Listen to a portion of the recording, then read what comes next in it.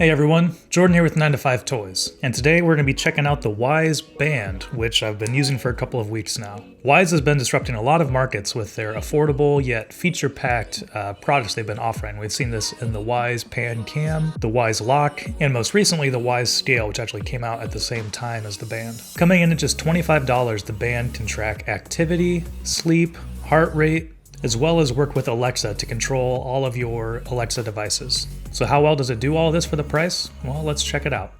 Thanks for watching 9 to 5 Toys. Be sure to like, subscribe, and enable notifications with the bell icon so you don't miss any upcoming videos.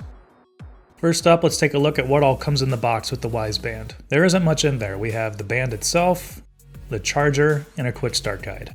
So first things first, you need to charge the band with the included charger. The charger has a kind of clamp design which gives it a nice secure fit onto the band to make sure you have a good connection for charging. It doesn't take long to get a full charge, and a charge will last you for about 10 days, which is pretty incredible for a fitness tracker. That means you don't have to take it off every night if you want to use it to track your sleep as well. Once it's charged, then you need to connect it to the Wyze app, which is also really easy to do. And taking a quick look at the design here, obviously we have a screen on top which is customizable within the app, and then we have the home or back button down here on the bottom, and every time that is pressed it will vibrate a little bit to let you know that's been pressed. One side of the band is completely bare while the other side has two little holes which actually hold the microphone. On the bottom of the band we have the connection point for charging as well as the heart rate sensor. Overall, wearing the band I found it to be very comfortable. I mean, I'm used to wearing a watch, so that wasn't anything new.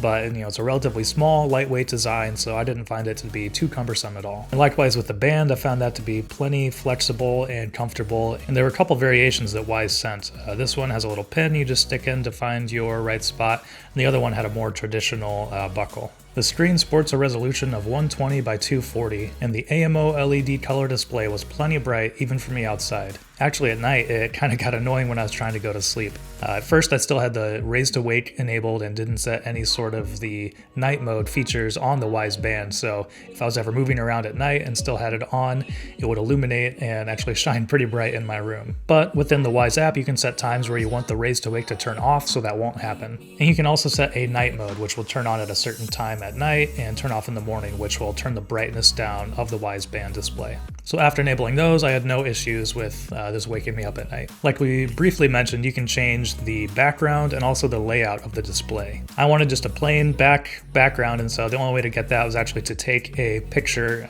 with my camera up against something so it was a completely black photograph, and then upload that to the app to put on the band. That was the only way I could get a completely black background. Controlling the band is pretty straightforward and intuitive. The touch display, you can swipe up and down and left and right if you are at something that has a few more options to it. So if we go up to activity, you can swipe left and right and it'll give you a few more details on that activity, like sleep and your heart rate. And you can tap to select a category and then push the home or back button to go back. Overall, I found the control to be pretty responsive. Occasionally there's just a little bit of lag, as it's trying to change the screen.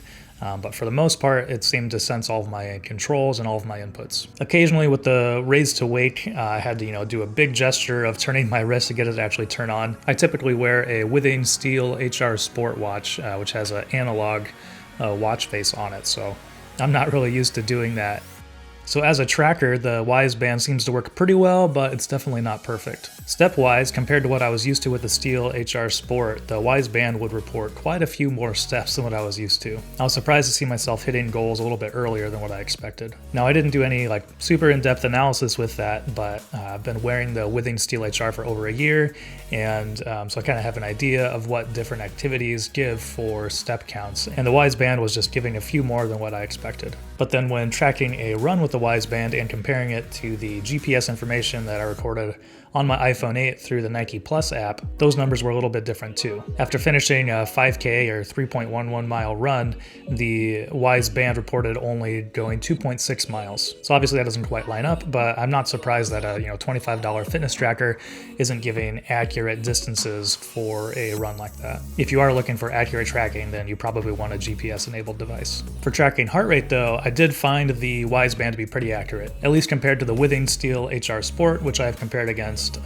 heart rate sensors at different gyms. Occasionally, just like with the Steel HR Sport, if I was in a really strenuous workout and getting sweaty, I would have to take it off and wipe down the sensor a little bit to make sure it was getting an accurate reading. So one of the main selling points, one of the main features is Alexa integration within the Wyze Band. And this is where I had a couple of issues getting everything set up. For me, that wasn't really a deal breaker though, because I don't really expect to be talking to Alexa through my fitness tracker very much, but I definitely wanted to test it. So the final thing that I did to let me use Alexa through the Wyze Band was to actually delete and reinstall the Wyze app. Once I did that, everything worked flawlessly. And so you can use that to control all of your Alexa-enabled devices. Like for me, that is some Hue lights that I have installed here in the office. So we'll turn those off real quick. You can do that just by holding down the button on here and it'll say, please wait. It'll say listening. Turn off all Hue lights.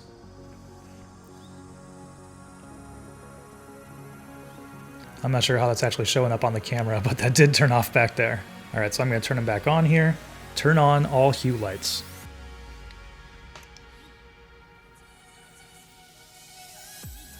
There you go. You can kind of see just at the bottom here, a little bit of a glow turn back on there. So obviously using Alexa is just going to be, as powerful, as useful as you make it.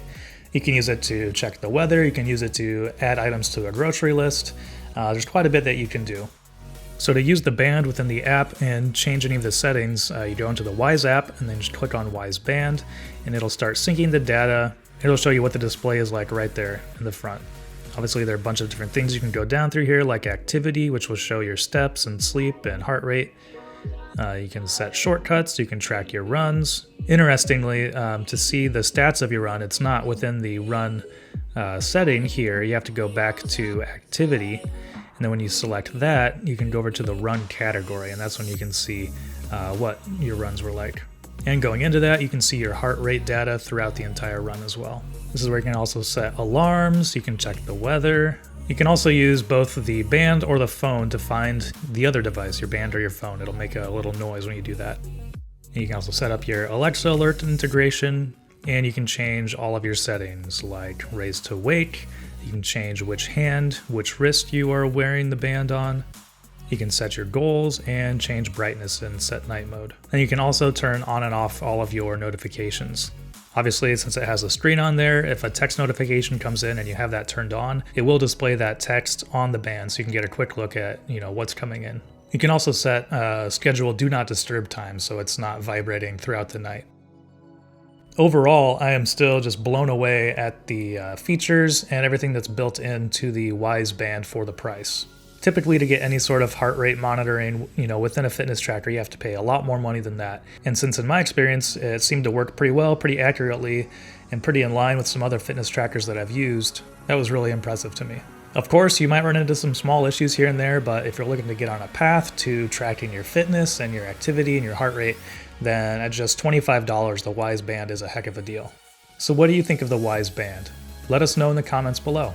Thanks for watching. If you enjoyed this video, please give it a thumbs up and consider subscribing. This is Jordan with 9to5 Toys.